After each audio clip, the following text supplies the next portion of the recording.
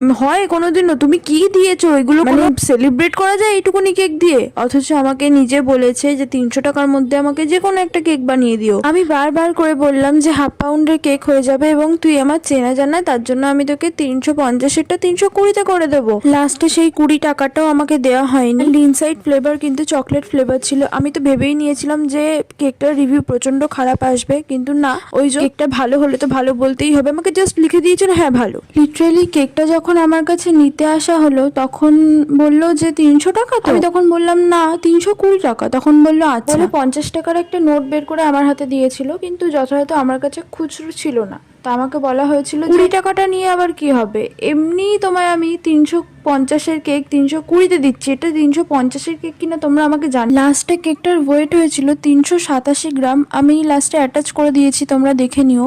আর কেকটার price কত হতে পারে তোমরা একটু জানিও, বিশেষ করে হোমমেড কেক। আমার কথাগুলো শোনার পরে এতটাই খারাপ লেগেছিল যে আমি একটা ভিডিও বানিয়ে আমার হোয়াটসঅ্যাপ স্ট্যাটাসে দিয়েছিলাম, অ্যান্ড সেটারই পার্ট শুরুটা তোমরা দেখেছো। আমি জানি না, আমার কোনো ভাষা নেই, তোমরাই জানিও এখানে আমার কি দোষ ছিল।